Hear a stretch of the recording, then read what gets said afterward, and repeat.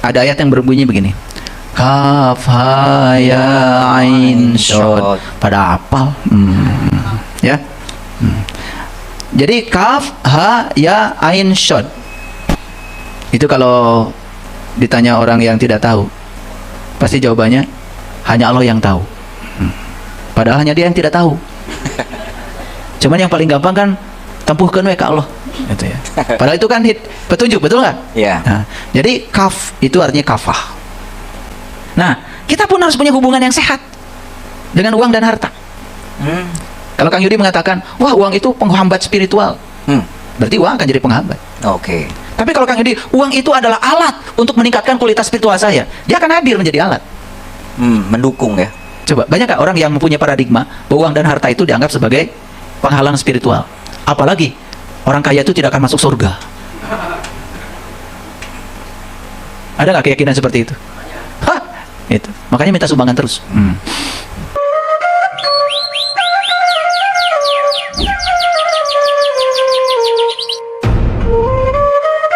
Bismillahirrahmanirrahim. Assalamualaikum warahmatullahi wabarakatuh. Waalaikumsalam warahmatullahi. Para sahabat, istilah doa ini bukan barang asing. Dari kecil kita sudah tahu istilahnya. Bahkan dari kecil kita juga sudah sering melakukannya. Tetapi hari ini saya akan berbicara agak sedikit berbeda. Tentu saja seperti biasa, saya bicara berdasarkan apa yang sudah saya rasakan, apa yang sudah saya alami, berbasis ilmu pengetahuan, sekaligus juga berbasis kitab suci. Karena itu yang bisa kita percaya. Dan mohon izin kalau ada perspektif atau pemahaman yang mungkin agak berbeda dengan yang selama ini para sahabat sudah ketahui. Rumusnya berbeda belum tentu salah, dan sama belum tentu benar. Itu rumusnya dulu. Saya akan awali dengan satu penelitian ini, Kang Yudi. Penelitian ini dilakukan oleh dua ilmuwan di bidang neuroscience, dan sekaligus beliau ini adalah dua ilmuwan yang sangat hebat dalam bidang psikologi spiritual. Oke. Jadi neuroscience itu, neuro itu artinya adalah otak, berhubungan dengan sel-sel otak. Science itu berarti ilmu pengetahuan. Jadi ini ilmu pengetahuan yang fokus kepada bagaimana mekanisme otak bekerja. Sistem syaraf juga. Ya, termasuk sistem saraf. Siap. Yang kedua, ya, beliau juga bekerja di bidang riset tentang psikologi spiritual. Psikologi pasti berhubungan dengan jiwa. Ini ada kata spiritualnya di sini, ya. Jadi berarti lebih dari jiwa nih, Kang Yedi. Ya. Karena sudah menyangkut spiritual. Ya. Namanya Mikuloh sama Imons. Itu melakukan riset sudah lama, sebetulnya tahun 2003. 2003. Saya ingin menyampaikan hasil riset beliau berdua itu. Ternyata rutin berdoa dan bersyukur akan memiliki tingkat kortisol. Kortisol itu hormon stres. Jadi kalau orang yang rutin berdoa dan penuh rasa syukur, itu ternyata hormon kortisolnya itu di tubuhnya tiba-tiba turun. Hormon kortisol itu hormon-hormon yang merusak daya imun. Membuat seseorang jadi gelisah. Itu hormon-hormon kortisol itu. Ya. Tidak hanya itu, ya, beliau menemukan bahwa sistem imun seseorang itu menjadi lebih baik. Jadi orang yang rajin berdoa secara rutin, kemudian bersyukur, ternyata hormon kortisolnya tiba-tiba menurun, kemudian sistem imunnya naik, dan yang luar biasa lagi, dia menemukan hidup jauh lebih bermakna. Oke. Ini riset dilakukan di laboratorium. Nah, ini membuktikan bahwa laboratorium sains sekarang ini sudah bukan sekedar sains, tetapi laboratorium sains sudah menyentuh aspek keyakinan. Tidak hanya materi saja yang sekarang dilabkan ya. Ya, bahkan dulu ya, kebijaksanaan kuno yang tak terukur, unobservable, sekarang ini oleh sains modern bahkan sudah menjadi semuanya bisa diukur. Itu artinya bahwa sains dengan spiritual itu semakin tipis batasnya. Yes. Sesuatu yang tidak bisa diukur itu sekarang sudah bisa diukur. Contoh yang sederhana, David Hawkins membuat skala kesadaran itu dalam bentuk angka-angka. Kalau angka itu berarti kuantitatif. Ya. Kalau angka itu pasti hasil mengukur. Padahal yang diukur ini sesuatu yang dulunya itu tidak bisa diukur. Ya. Kesadaran dulu tidak bisa diukur. Sekarang kesadaran itu sudah dibuat skalanya. Ya, itu akan kita bongkar nih. Ya. Yang kedua, saya ingin sampaikan dulu itu satu hasil riset. Yang kedua, saya ingin sampaikan ada riset yang dilakukan di Harvard Spirituality and Health Report. Itu tahun 2020. Ini artikelnya lebih baru lagi. Kalau itu tadi 2003 ya. Kesimpulannya apa? Kesimpulan dari riset ini bahwa keyakinan spiritual yang kuat itu meningkatkan kemampuan seseorang dalam menghadapi tekanan. Jadi orang yang punya keyakinan spiritual yang kuat itu ketika ada tekanan sebesar apapun dia bisa menghadapinya dengan mudah. Ya. Di samping itu, ya, keyakinan spiritual itu ternyata juga menciptakan kehidupan yang lebih optimis. Dan orang yang optimis, ya, ketika mendapatkan kesulitan, justru dia menganggap kesulitan sebagai peluang. Beda dengan orang yang pesimis. Kalau yang pesimis itu begitu ada kesulitan, dianggap sebagai penghalang. Bagi orang pesimis, kesulitan itu penghalang. Bagi orang yang optimis, kesulitan itu peluang. Yes. Beda sekali kan? Beda sekali. Nah, satu riset lagi, sebenarnya banyak riset, tetapi yang akan jadi landasan saya bicara siang ini adalah riset dari Dr. Bruce Lipton. Beliau ini ahli biologi sel. Nah, sekarang ini ya, banyak sekali ahli biologi sel yang bicara secara mikro pada tingkat sel. Di situ ada DNA, mitokondria, pokoknya sel, ya. Itu ujung-ujungnya mereka itu menjadi spiritualis. Contoh ya, seperti di Jepang ada namanya Kazuo Murakami, Dr. Kazuo Murakami. Itu ahli biologi sel juga, ya. Di samping itu beliau juga ahli biokimia, ya. Banyak sekali riset-risetnya dan luar biasa. Nah, Dr. Bruce Lipton itu ahli biologi sel. Itu dalam bukunya The Biology of Belief, ya, menyatakan bahwa keyakinan mampu mengubah ekspresi gen. Jadi gen, ya, yang dulu dianggap statis, yang dianggap tidak berubah, ternyata itu bisa diubah dengan keyakinan. Jadi kalau ada orang yang mungkin ya menganggap bahwa sel kanker itu tidak bisa diubah, Yes. ternyata ya, kalau kita punya keyakinan yang kuat, sel apapun bisa diubah. Wow. Karena ekspresi dari sel itu bisa diubah dengan keyakinan. Yes. Nah, tapi pertanyaannya keyakinannya itu yang seperti apa? Karena keyakinan itu kalau di Islam kan ada yang ilmu yakin, ainul yakin, hakul yakin, sampai pada tingkat itsbatul yakin. Nah, ini tergantung nanti. Tapi saya akan berbicara konteks keyakinan dalam konteks frekuensi. Oke. Gitu. Karena judulnya udah saya persempit ya, gitu. Dan ternyata bukan sekedar mengubah ekspresi gen, ya. doa-doa yang penuh keyakinan itu bisa mengaktifkan sistem penyembuhan alami tubuh. Jadi ternyata tubuh ini adalah dokter yang paling keren. Karena ternyata ya, semua pabrik kimia yang dibutuhkan secara alami oleh tubuh itu bisa diproduksi oleh tubuh sendiri. Wow. Hebat. Bisa diproduksi oleh tubuh sendiri, tetapi kapan tubuh bisa memproduksi unsur-unsur farmasi yang dibutuhkan oleh tubuh itu? Kapan itu? Nah, ini yang akan kita bicarakan siang ini ya, Kang Yudi. Siap.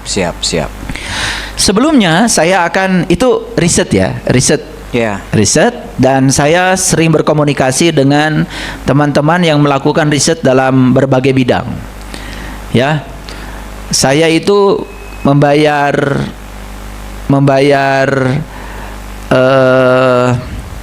iuran untuk mendapatkan jurnal-jurnal terkini, Kang Yudi. Jurnal-jurnal yang terindeks. Bukan jurnal yang gratis, ya. Jurnal yang berbayar. Sudah ya. Tervalidasi. Saya membiasakan diri seperti itu, ya. Karena saya yakin kalau saya bisa menghargai karya orang, karya saya juga akan dihargai orang. Jadi saya dari dulu sejak jadi pengajar di universitas, saya selalu menganjurkan pada mahasiswa, lebih bagus kalian iuran membeli buku yang asli daripada memfotokopi tanpa izin.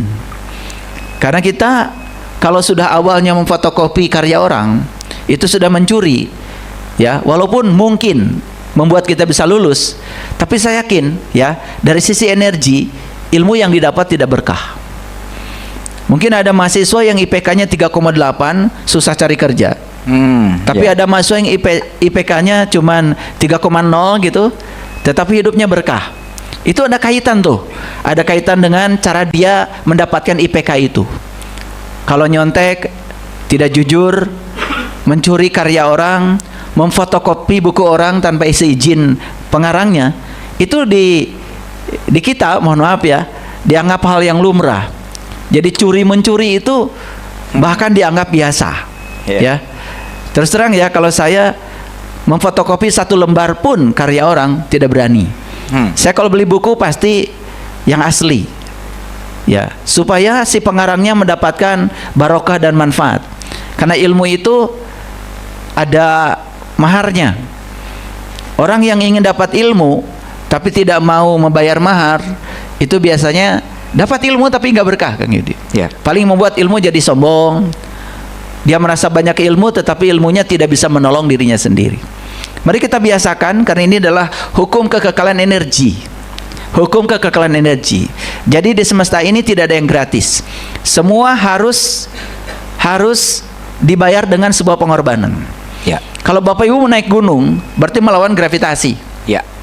Untuk melawan gravitasi pasti perlu energi. Harus makan dulu. Energi itu dibutuhkan untuk menaikkan tubuh kita, ya, ke ketinggian tertentu sebesar massa tubuh kita kalikan percepatan gravitasi kalikan ketinggian. Massa kalikan G kalikan H. Itu energi yang dibutuhkan untuk melawan gravitasi. Jadi tidak ada orang tidak punya energi tiba-tiba bisa naik gunung, ya. Itu bukan kesaktian itu, ya. Itu adalah hukum alam. Hukum alam. Jadi mari kita menghargai alam dengan segala hukum-hukumnya supaya kita bersahabat dengan alam. Nah, saya ingin menyampaikan ya satu ayat dalam Al-Qur'an. Bapak Ibu bisa mencatat nomor ayatnya saja. Ya, nomor ayatnya saja. Ini surat Al-A'raf, surat yang ke-7, ya. Al-A'raf, ya. Tempat yang tinggi, tempat mengenal, ya. Itu keren sekali ya. Nomornya juga 7. Itu pasti ada argumennya sebetulnya secara spiritual maupun secara saintifik, ya. Nah, nomor ayatnya 55. Bisa dicatat aja itu, ya. Supaya saya di sini tidak sekedar mencuplik ayat gitu. Referensinya jelas. Ayat ini berbunyi begini. Udu'u. Ya, udu'u itu berarti perintah. Berdoalah. Nah, ternyata di Quran kata ud'u itu kadang diterjemahkan berdoalah, kadang-kadang diterjemahkan ajaklah, undanglah, gitu. Contoh di ayat lain ada kata-kata begini, ud'u ila sabili rabbika. Tuh. Oke. Kalau di situ dikatakan berdoalah kepada Tuhanmu, berdoalah ke jalan Tuhanmu, gak cocok. Ud'u ila sabili rabbika, berdoalah ke jalan Tuhanmu, nggak cocok kan? Ya. Tapi kalau diterjemahkan ajaklah ke jalan Tuhanmu, Yes. jadi cocok kan? Ya. Jadi ud'u itu kata perintah yang bisa berarti ajaklah, undanglah, sertakanlah. Ya. Sebetulnya ya, kalau jeli membaca terjemahan Al-Quran itu sudah ada sebetulnya ya kata-kata itu. Jadi ud'u rabbakum, berdoalah kepada Tuhanmu tadarruan wa khufyatan. Ternyata kata Quran berdoa itu syaratnya cuma dua. Satu tadarruan, yang kedua wa khufyatan. Yang pertama penuh rasa hormat, yang kedua tersembunyi. Jadi ternyata menurut Al-Quran doa itu cuma dua, Kang Yudi, penuh rasa hormat dan tersembunyi. Tersembunyi. Ini harus dibahas nih, gimana penuh rasa hormat? Ya, yang namanya mengajak, yang namanya mengundang, apalagi yang diundang Tuhan, masa nggak ada persiapan? Saya mau mengundang hari ini member YouTube saya, itu dari malam saya sudah tidur di sini. Ya, saya cek tempatnya sudah oke belum buat tamu saya, makanannya sudah oke belum, ya, saya pastikan. Ya, mau mengundang member YouTube saja, saya siapkan sejak dari tadi malam. Saya menginap sengaja di sini supaya tamu yang datang merasa senang. Nah, bayangkan ya, kita mau mengundang Allah. Pernah nggak kita mau mengundang Allah pakai persiapan? Ya, saya itu sampai begini ya, kalau mau mengundang sahabat saya bilang sama istri saya, kita kepoin dulu, ini sahabat kita ini senangnya apa. Ya. Jadi saya siapkan makanan yang beliau itu sangat senang. Jadi saya, istilah anak muda sekarang, kepo dulu. Kepoin dulu. Pernah gak ngepoin Allah? Kita mau mengundang Allah, apa sih yang disukai oleh Allah? Makanya kenapa kita mengundang Allah nggak sukses terus, Kang Yudi? Karena Gak ngepoin Allah. gak ngepoin Allah. Hobinya nggak di Coba, bongkar dulu. Allah itu maha pengasih, betul nggak? Kita mau mengundang Allah, berarti kitanya harus apa dulu? Harus pengasih dulu. Allah maha penyayang, kita mau mengundang yang maha penyayang, berarti kitanya harus apa dulu?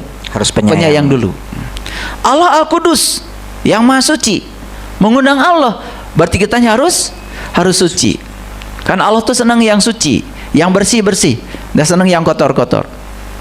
Nah, ini persoalan penting dalam rangka tadoru. Tadoru itu penuh rasa hormat.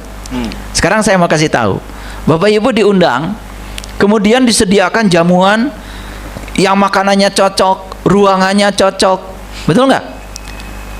Ini tuan rumah ini kok mengerti betul ya keinginan saya. Yes. Jujur ya, secara pribadi seneng nggak? Seneng. Bakal datang lagi nggak?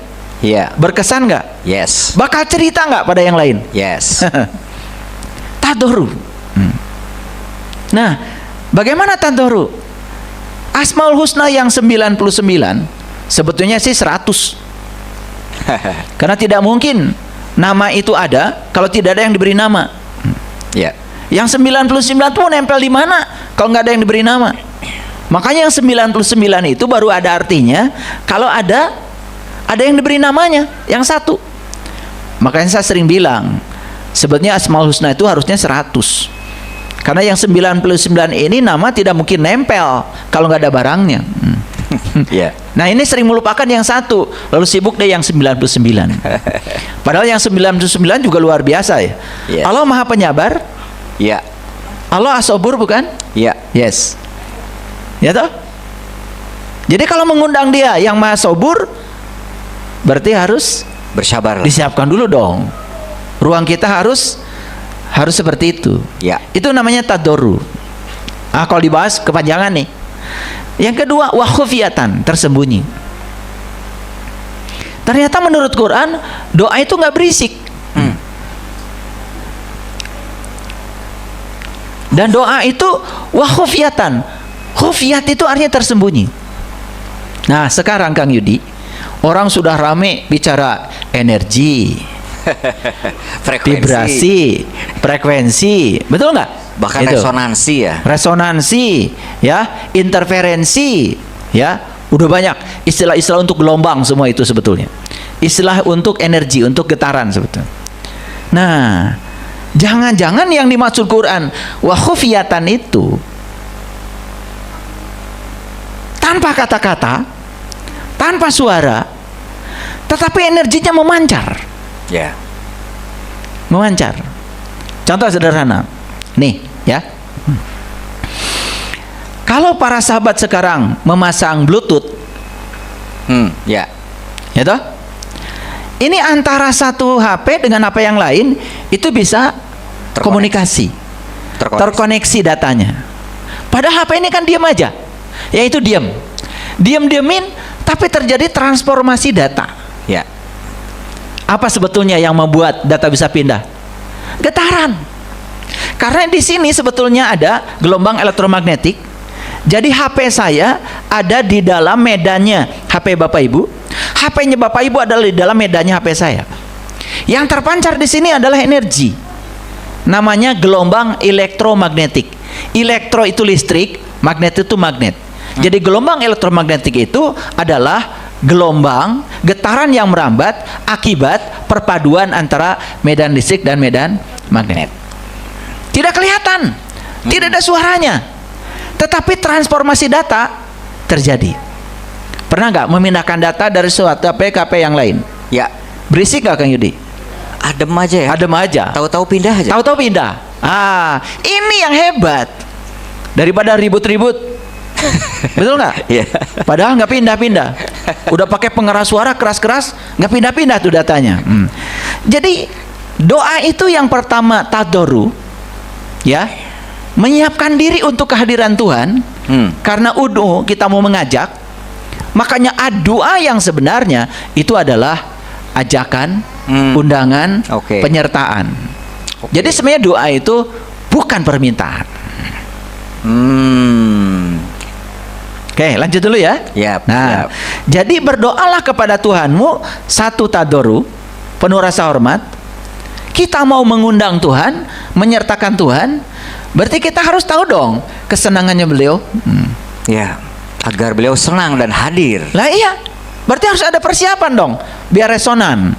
Kalau tidak ada persiapan di sini, nggak resonan. Akhirnya kita, ya kerjanya apa?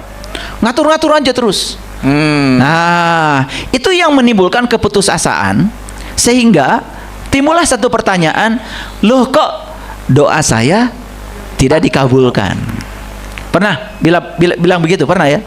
Sering ya, kayaknya ya. Sih dari wajah-wajahnya kelihatan begitu kan. Santai. Ini mau dikasih ilmu yang agung ini ya. Ilmu yang sangat keren sebetulnya ya. Nah, tapi belum masuk. Ini masih dalam rangka judul dulu. Ya. Ini masih bicara tentang doa dulu. Doa itu apa? Supaya kita sepakat.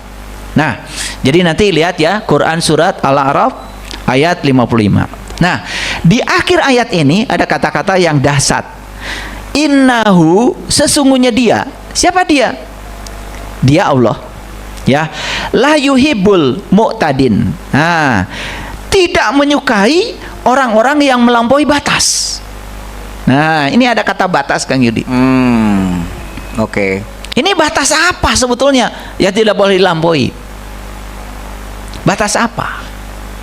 Nah, sekarang saya mau nanya Bapak Ibu. Bapak Ibu ini kan tidak tahu apa-apa. Betul nggak? Lalu minta sesuatu.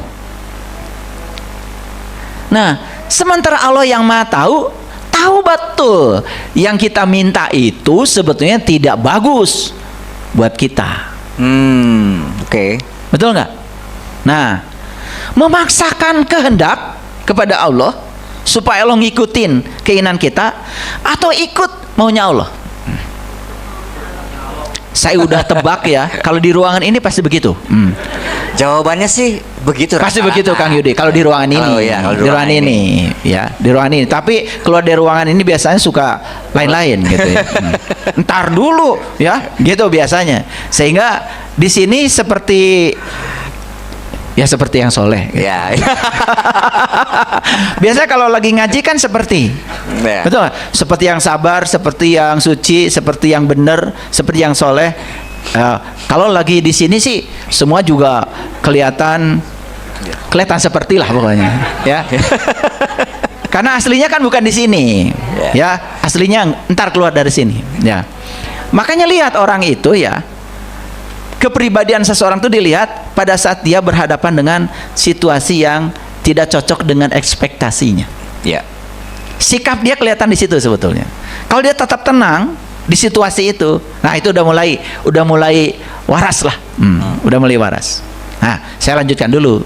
Tadi kan Allah bilang innahu la yuhibbul mu'tadin. Ya. Sesungguhnya Allah tidak suka orang-orang yang melampaui batas. Ini batas mana?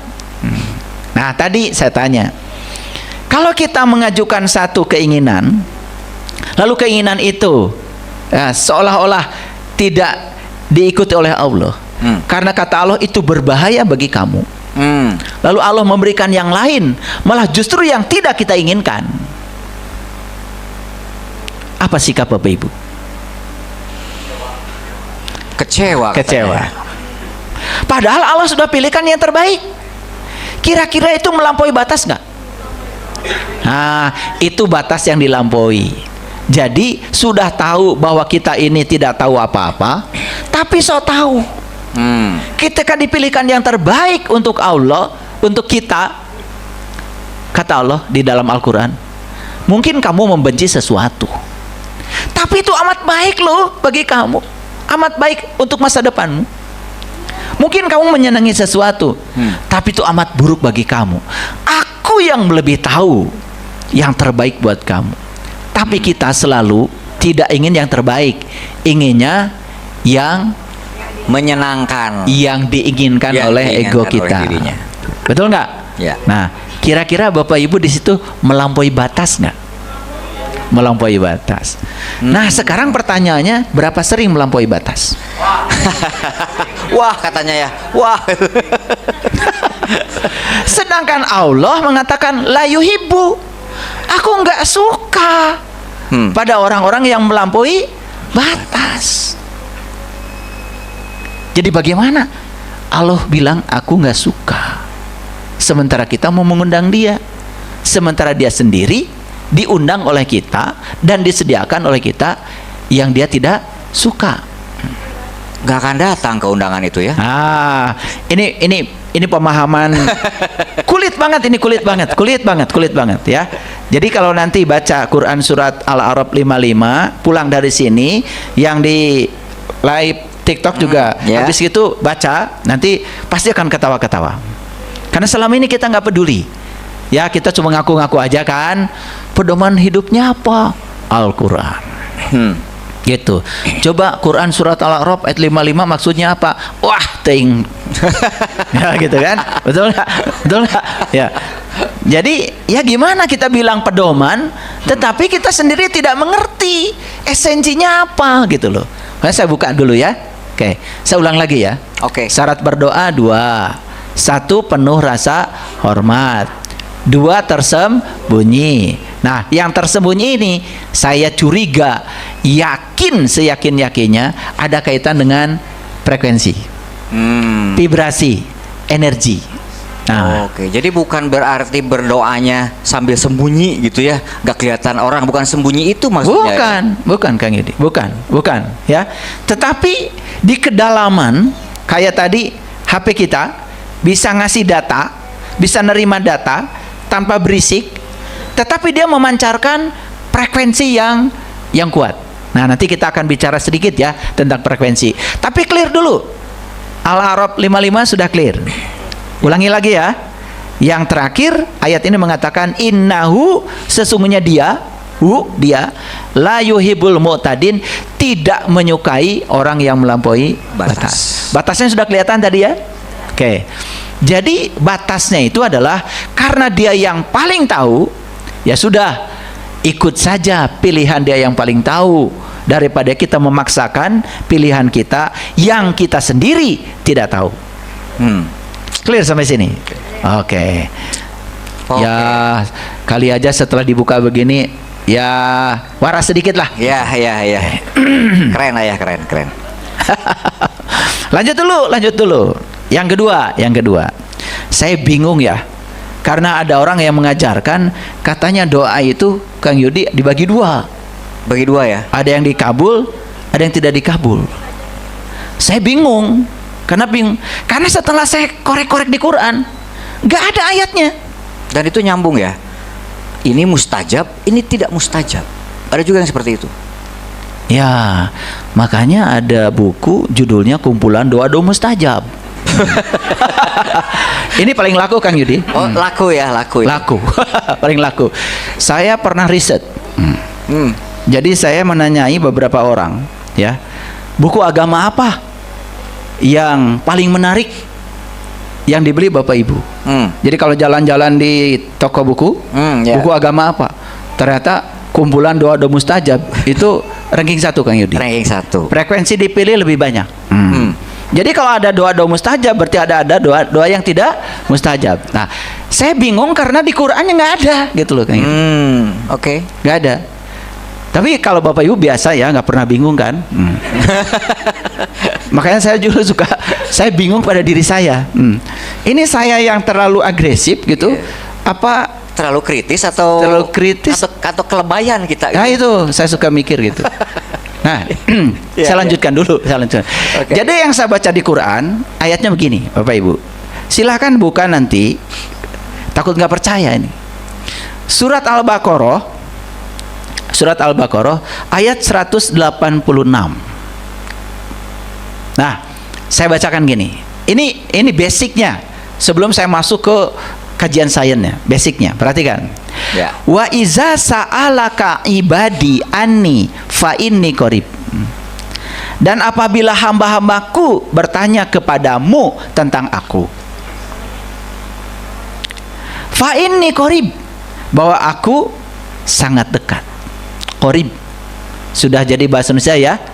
Karib, akrab. Ah itu ya, sudah jadi bahasa Indonesia.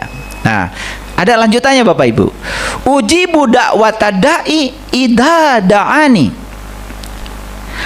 Aku mengabulkan permohonan orang yang berdoa apabila ia berdoa kepadaku.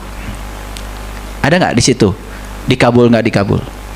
Nggak ada. Ya? Yang ada? Semua doa dikabul. Tambah pusing atau tambah ngerti? Nggak apa-apa, pusing dulu ya, pusing dulu. Daripada ngantuk lebih bagus pusing. Sebentar lagi kan mau saya jelaskan. Tetapi saya cuma ingin menunjukkan di Quran tidak ada kata-kata Allah yang mengatakan kalau kamu berdoa probabilitasnya 2, kata Allah. Dikabul dan tidak dikabul. Nggak ada. Nah sekarang pelajaran agama yang bilang begitu, itu dasarnya apa? Itu yang mau saya gugat siang ini. Ya. Sekalian saya tunjukkan ayatnya, ya. Nah, jadi menurut Allah dalam Al-Quran, ujibu da'wata da'i idza da'ani. Aku mengabulkan permohonan orang yang berdoa apabila ia berdoa kepadaku. Clear? Jadi semua doa menurut ayat ini dikabul. Sampai situ dulu. Ya, sampai dulu. Nah, itu mulai nih pengen nanya nih, ya, pengen nanya. Yeah. Tapi kenyataannya saya setiap berdoa tidak semua dikabul. Pasti udah begitu, Bri. Yeah. Sabar dulu. Ya. Yeah. Itu yang dari Ciamis tuh ya, udah siap. Sabar dulu. Karena saya belum bicara frekuensi. Ini baru dibahas doanya aja, Kang Yudi. Yeah. Resonansi belum dibahas, frekuensi belum dibahas. Sabar dulu. Ini baru judul, belum masuk ke konten. Oke, lanjut. Lanjut ya. Oke. Nah, ada syaratnya dari Allah. Apa? Fal yastajibuli. Maka hendaklah mereka memenuhiku. Ini kalimat luar biasa. Fal yastajibuli. Kalau kamu ingin dikabul, maka kamu syaratnya harus memenuhiku. Apa artinya? Ya harus full. Kamu itu merasa dipenuhi oleh aku. Itu yang disebut dengan keberlimpahan dalam bahasa jus dispensa. Oke, sekarang saya sebelum lanjut, saya kasih contoh dulu. Bapak Ibu ya, ketika Bapak Ibu berdoa kepada Tuhan, kan selama ini menyampaikan serombongan permintaan. Yes. Keinginan. Oke. Nah, saya mau nanya, itu permintaan yang rombongan itu disampaikan kepada Tuhan atas dasar apa? Atas dasar belum punya ya, makanya atas minta. dasar belum punya. Ya. Berarti atas dasar rasa kekurangan. Menurut hukum tarik menarik, ya, semua yang digerakkan oleh rasa kekurangan bukan menarik keberlimpahan. Dia akan menarik kekurangan baru. Hukumnya like attracts like. Yang serupa menarik yang serupa. Jadi sebetulnya doa yang benar itu harusnya didasari oleh rasa berkelimpahan. Karena apa? Karena aku penuh dengan Allah. Oke. Aku bersama Allah. Aku tidak pernah ditinggalkan Allah. Bahkan dia tidak pernah tidur, tidak pernah ngantuk untuk menunggui aku. Itu yang dikatakan fal yastajibuli. Harus memenuhi aku. Jadi Allah ingin agar kita penuh dulu dengan Dia. Ya. Saya yakin ya, siapapun yang selalu merasa penuh dengan Dia, berada di kesadaran Dia, hukum tarik menarik yang sudah berlaku. Ya. Keberlimpahan menarik keberlimpahan baru. Ini saya pelan-pelan Kang Yudi. Ya. Karena saya sedang meluruskan. Oke. Sedang meluruskan. Lanjut. Oke. Lalu berikutnya, wal yu'minu bi. Gak cukup memenuhiku, tetapi kamu harus sungguh-sungguh percaya kepadaku. Tadi saya tanya, percaya pada Allah, percaya pada ego? Udah pasti kalau jawaban di sini percaya pada Allah. Ya. Makanya saya kadang-kadang malas kalau nanya. Jadi nggak usah ditanya aja ya. Nggak usah ditanya aja deh. Tapi faktanya kan lebih percaya pada ego. Ya. Makanya apa yang terjadi disesali. Bukan diterima, bukan percaya kepada kebijaksanaannya, bukan percaya pada pengetahuannya yang luas. Tapi kita lebih percaya pada ego kita, pada ambisi kita. Seolah-olah kalau itu terjadi, itu yang paling baik. Ya. Clear dulu sampai sini. Clear ya. Dan jadi syaratnya fal yastajibuli wal yu'minu bi la'allahum yarsyudun. Nah, ini. Jadi, mohon maaf ya Bapak Ibu, kalau saya menerjemahkannya berbeda. Yarsyudun itu artinya adalah cerdas. Jadi Allah mengatakan ya, kali aja kamu cerdas. Karena yarsyudun dari kata rosyid, irsyad. Oke. Nah, makanya orang cerdas disebutnya mursyid. Maka di Quran dikatakan waliyan mursyidan. Maka siapapun yang hendak mendapatkan petunjuk dari Allah, maka kata Allah pasti pada saatnya akan bertemu dengan waliyan mursyidan. Wali itu bahasa Arab artinya teman. Ya. Jadi waliullah itu artinya teman-teman Allah, bukan yang bisa terbang, yang bisa melipat gandakan uang. Itu tukang tipu itu. Waliullah itu artinya teman-teman Allah. Teman Allah itu adalah mereka yang kesadarannya selalu berada di kesadaran Allah. Itu disebut waliullah. Nah, dalam bahasa lain disebut walian mursidan, ya. Teman-teman yang cerdas. Nah, kalau kita berteman dengan yang cerdas, pasti ke bawah cerdas. Ya. Silakan aja dicoba. Kalau berteman sama yang nggak tega saya bilangnya, udah terusin aja. Nggak tega. Nah, la'allahum yarsyudun itu kali aja, itu bahasa sayanya. Kamu cerdas gitu. Ya, ini yang dibicarakan yarsyudun, cerdas. Bukan kali aja kamu pinter. Karena kalau yang pinter itu belum tentu cerdas. Yeah. Sekolahnya S1, S2, S3 sampai S teler. Ya. Tapi masih keblinger.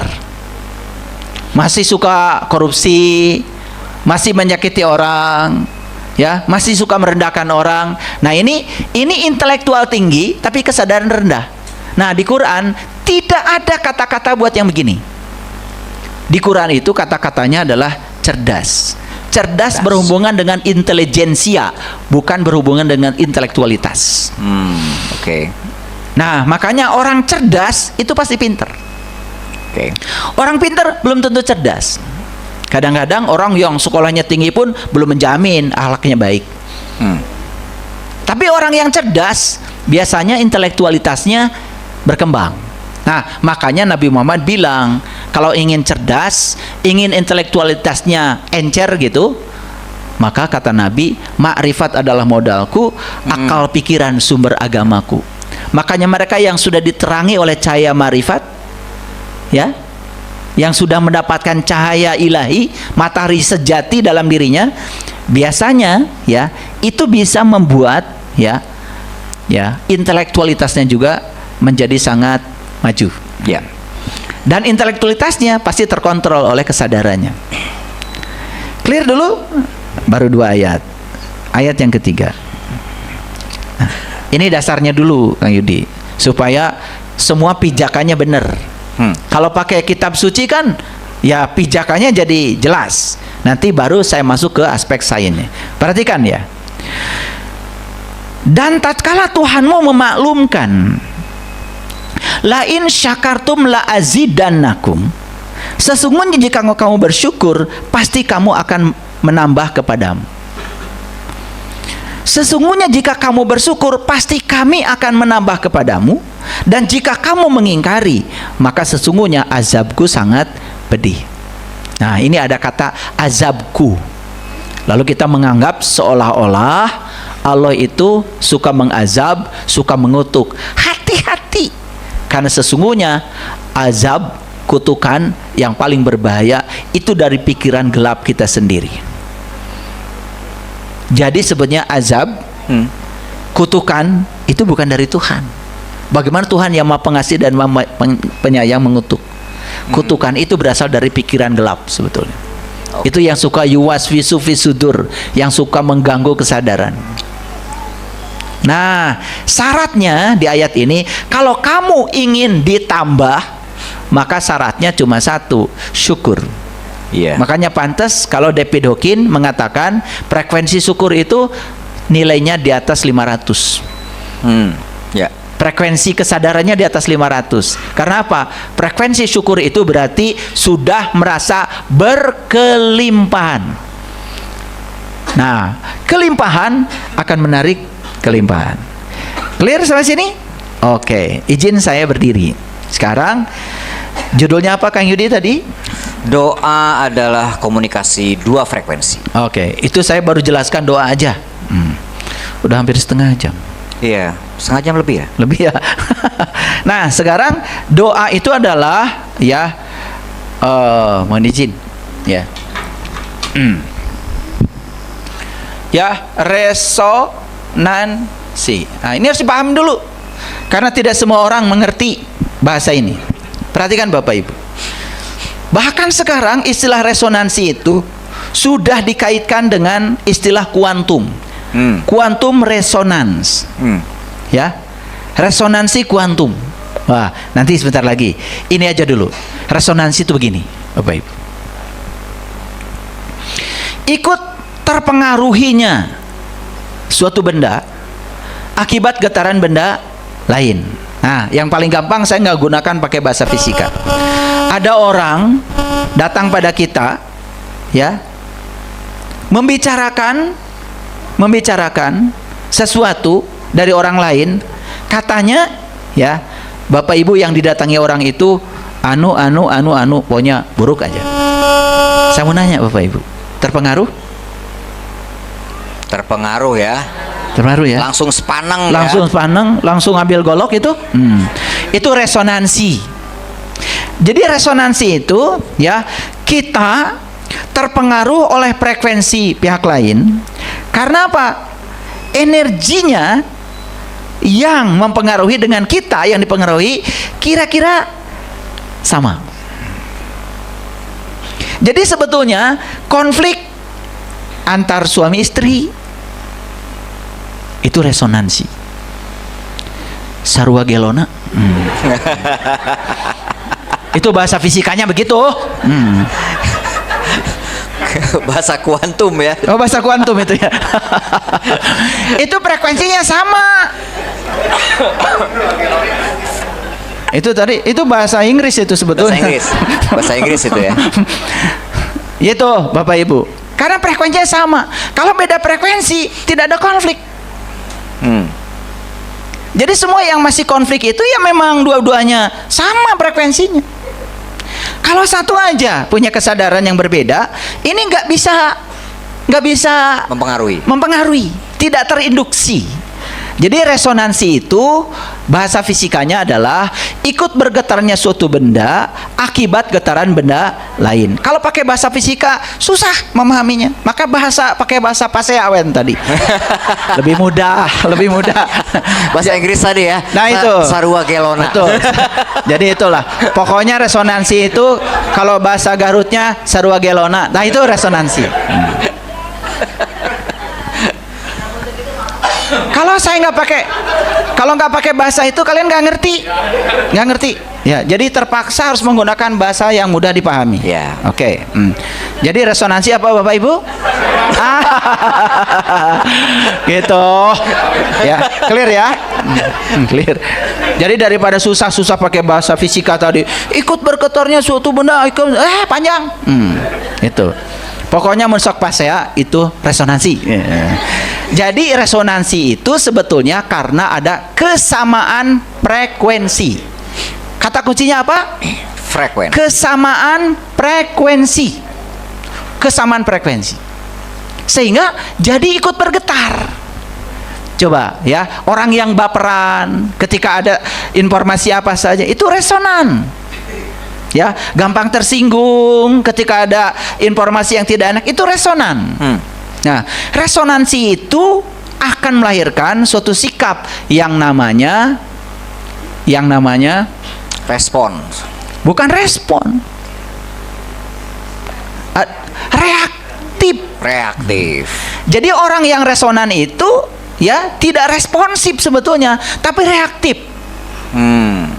Nah, kalau responsif itu sebetulnya sudah agak beda frekuensi.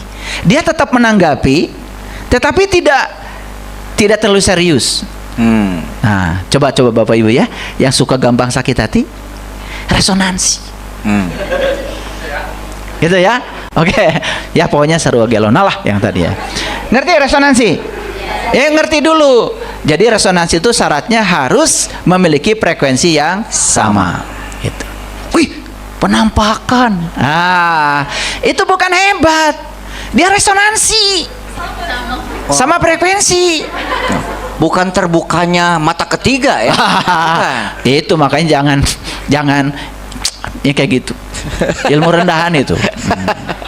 Ya. Jadi kalau bisa melihat penampakan berarti kualitas jiwa dia dengan kualitas jiwa yang menampakkan diri itu, yang menampakkan diri ini kan belum bisa pulang.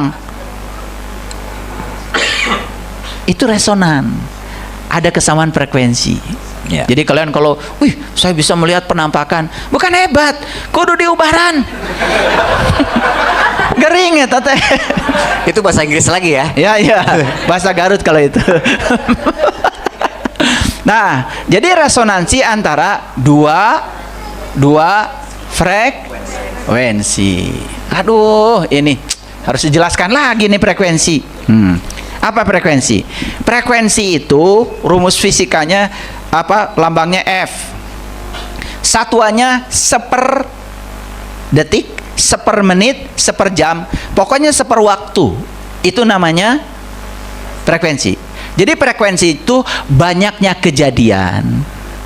Ya, dalam suatu waktu. Dalam satu waktu, terserah mau dalam 1 detik, dalam 1 menit, Ya. dalam 1 jam, dalam 1 hari, terserah. Waktunya bebas. Cuman satuan frekuensi seper waktu. Ya. Yes? Oke. Kasih contoh lagi, barangkali belum mengerti. Bapak Ibu, ya Bapak Ibu dalam sehari, nih saya kasih tahu. Ya, marah berapa kali? Oh, 4 katanya. 4. Ya. Bohong banget. Bohong banget. Bohong banget. Padahal 40. Masa wajah gini 4? Waduh, ini gosong gini 4. Ya 40 Ya kalau sih. saya taksir gosong gini sih 100. Jadi kalau orang marah dalam sehari 100 kali, ya berarti frekuensinya 100. Kalau besok turun jadi 50 kali, frekuensinya 50. Ya. Jadi kejadiannya berkurang, berarti frekuensinya mengecil. Ya. Paham ya?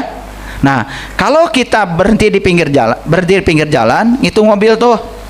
Nah, dalam 1 menit 60 mobil, berarti frekuensinya adalah 60 mobil per menit.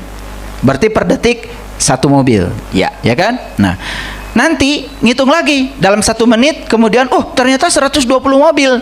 Nah, kita mengatakan frekuensi mobil yang melewati titik di mana saya berdiri meningkat. Oke. Jadi frekuensi itu apa? Banyaknya kejadian persatuan waktu. Yes? Itu dulu. Nah, sekarang barulah masuk pada rumus energi. Nah, ternyata orang fisika keren banget, sudah menemukan rumus ini. Energi itu adalah sebuah konstanta alam, namanya konstanta Planck. Karena yang menemukan konstanta ini namanya Max Planck. Kira-kira orang mana Bapak Ibu Max Planck?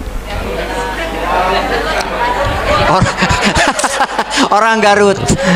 Garut mah paling juga Saiful Karim. Garut mah. Max Planck itu Bapak Ibu orang Jerman. Ya, pemenang hadiah Nobel yang menemukan radiasi benda hitam. Gaul lah tuh seetik. Ya, dialah bapak fisika kuantum yang pertama. Jadi Max Planck ini orang pertama yang bisa memecahkan radiasi benda hitam. Pekerjaannya dulu yang dikerjakan oleh Wien, Rayleigh Jean itu masih belum nyambung tuh matematikanya. Kemudian dengan teori radiasi benda hitamnya Max Planck, itulah penemuan luar biasa.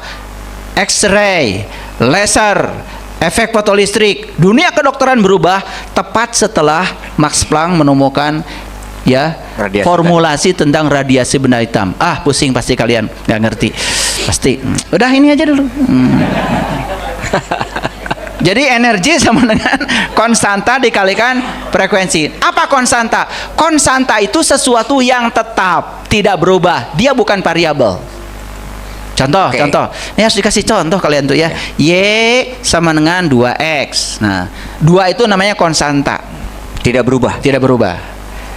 Nah, kalau X boleh berubah. X sama dengan 1, berarti Y sama dengan 2. 2 kali 1 aja pusing. Kalau X sama dengan 2, Y-nya 4. Masih mikir. Tambah X sama dengan 10. Berapa? 100. Tinggal diganti X sama 10 jadi 20. Ya Allah. Belajar aljabar dulu enggak? Itu sekolah sampai gerbang. Aduh, belajar agama nggak jelas. Belajar matematika sampai gerbang. Jadi yang tuntas apa tuh? Asal bisa ikro aja ya. Lanjut dulu, lanjut dulu. Nah, ini H dikalikan dengan F. Lihat ya. Jadi yang variabel di sini, adalah F dan E. Ya. Yes? Ya. Nah, sekarang X membesar, Y membesar. X mengecil, Y mengecil. Yes. Yes. Jadi ternyata energi itu sebetulnya dibangun oleh pengulangan kejadian.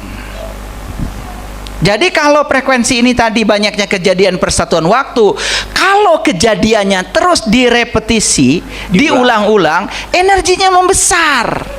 Tapi energi mana yang membesar tergantung frekuensi mana yang sedang dibesarkan. Clear sampai sini? Nah, jadi doa itu sebetulnya adalah resonansi dua frekuensi. Artinya apa? Nah, masuk sedikit ya sini. Ini frekuensinya Allah. Frekuensinya Allah. Allah itu frekuensinya tanpa batas. Silakan, kalian sudah diberi pilihan. Mau bergetar di frekuensi mana? Terserah. Karena di frekuensi manapun kalian bergetar. Jadi Allah itu kira-kira dari min tak berhingga sampai plus tak berhingga. Pokoknya nggak ada batasnya frekuensi Allah. Nah, frekuensinya tanpa batas.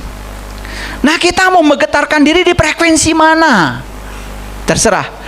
Tetapi frekuensi yang manapun itu pasti akan direspon. Ya, akan direspon. Nah, itu akan masuk nih kepada yang tadi. Ya. Yang kenapa semua doa dikabul, akan masuk sedikit lagi ya. Kalau yang cerdas udah masuk duluan sebetulnya. Tapi yang masih nggak apa-apa. Ya. Bodoh tuh berkah ya. Berkah.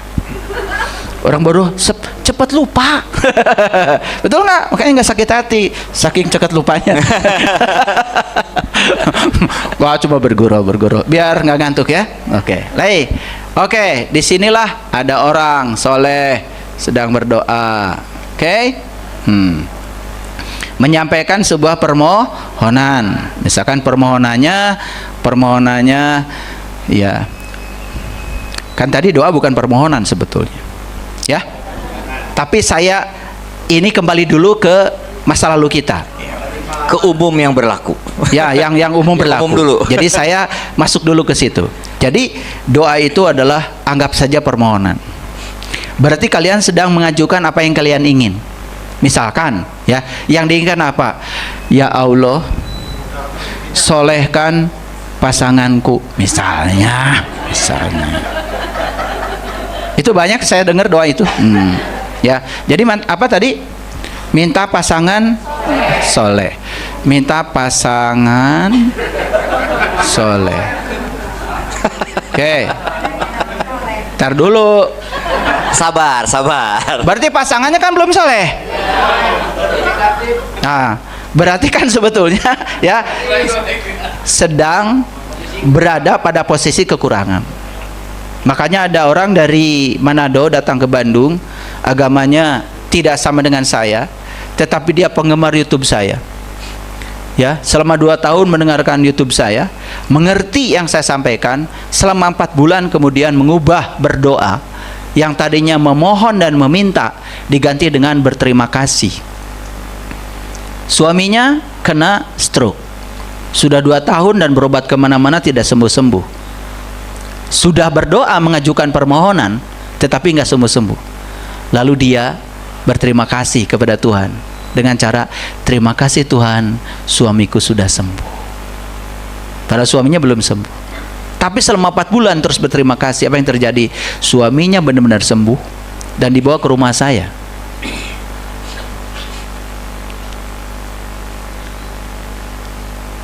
Apa itu? Energi, frekuensi, ya, itu sudah di frekuensi mana? Di frekuensi syukur.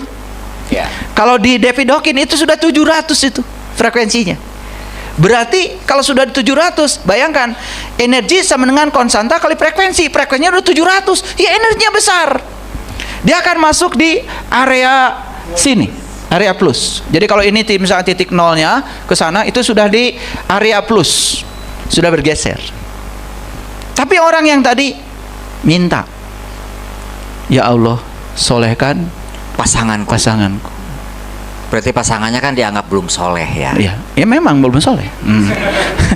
Cuman kan doanya jadi didorong oleh rasa kekurangan. Iya. Jadi walaupun sekarang faktanya belum soleh, marah-marah, udah nggak apa-apa.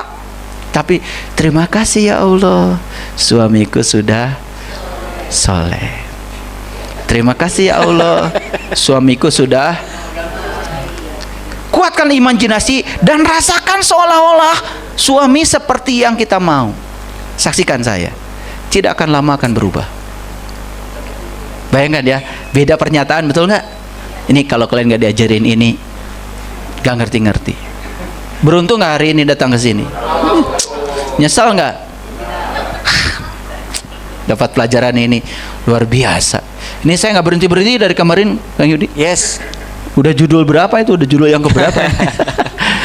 Pokoknya gini Bapak Ibu, kalau kita, mohon maaf ya, punya tubuh intuisi sudah hidup, yang namanya ilmu itu, maaf ya, tanpa batas. Dan hebatnya, kalau intuisi kita sudah hidup, karena tubuh spiritual sudah hidup, ya, kita tidak akan pernah mengulang-ulang yang sama. Itulah bedanya ilmu hafalan dengan ilmu laduni. Kalau ilmu hafalan itu aja. Kalau ilmu laduni setiap hari berbicara topik yang sama, pasti beda. Karena kesadarannya selalu berbeda. Itu bedanya. Mau begitu? Belajar dong. Ini dulu yang tadi minta apa? Pasangan soleh. Berapa kali dia meminta? Ini masih permintaan yang tadi. 5 kali setiap selesai sholat. Ntar dulu. 5 kali. Berarti frekuensinya kan? Berarti frekuensinya sama dengan 5. Oke? Sehari.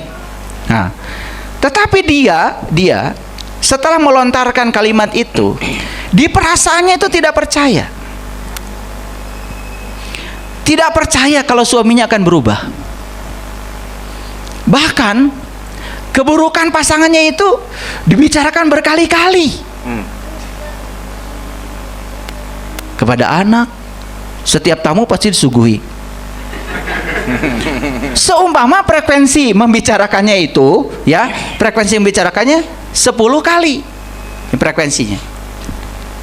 Nah, yang ini adalah permintaan pasangan soleh, yang ini membicarakan pasangan yang tidak soleh.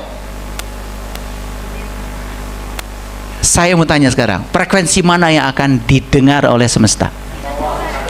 Yes, yang ini lebih besar. Kenapa? Karena dimasukkan ke rumus energi sama dengan konstanta kalikan F.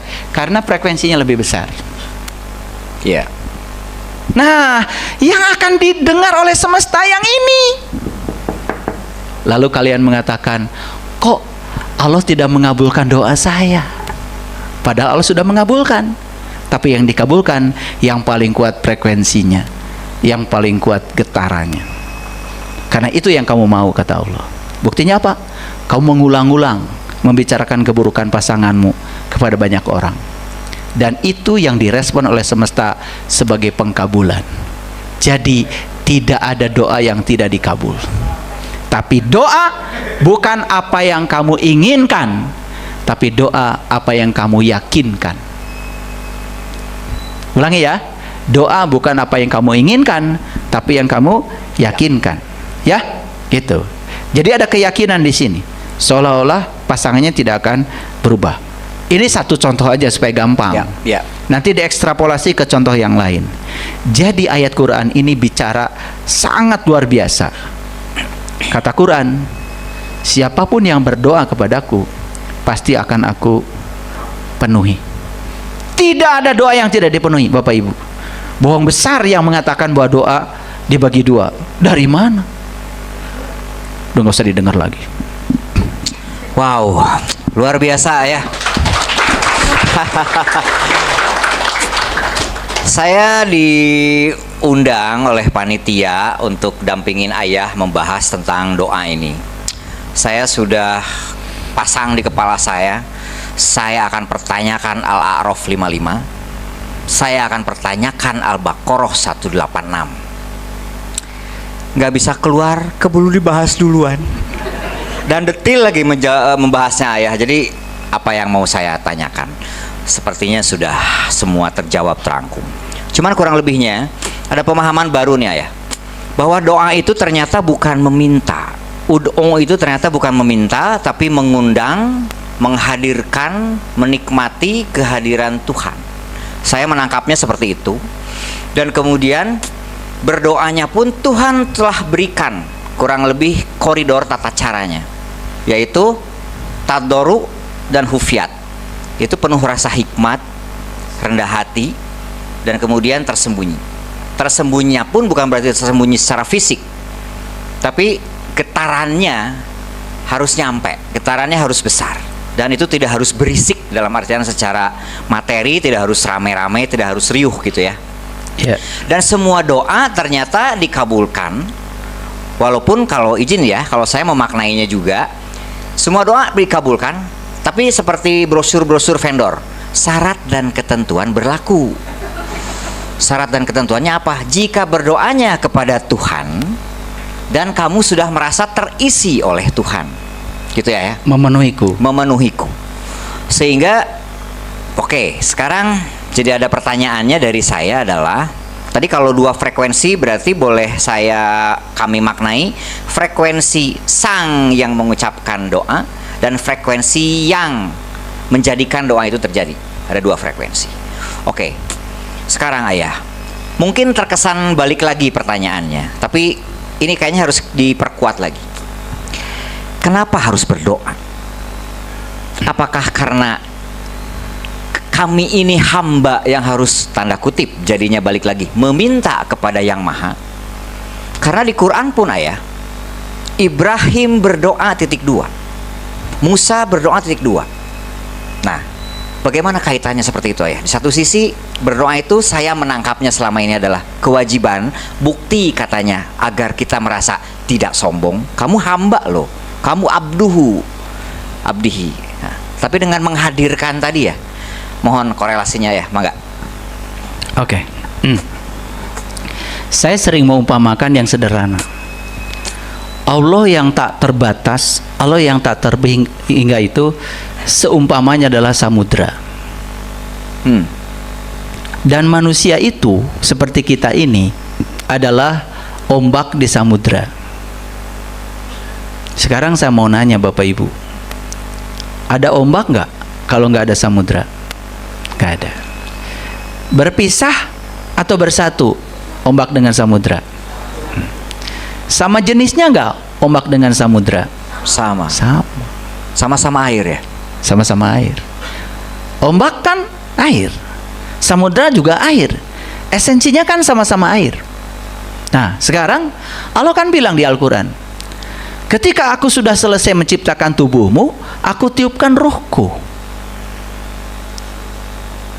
Jadi setelah Allah menciptakan tubuh ini sebetulnya tidak dihuni oleh Kang Yudi, tidak dihuni oleh Saiful Karim, tapi dihuni oleh ruhku.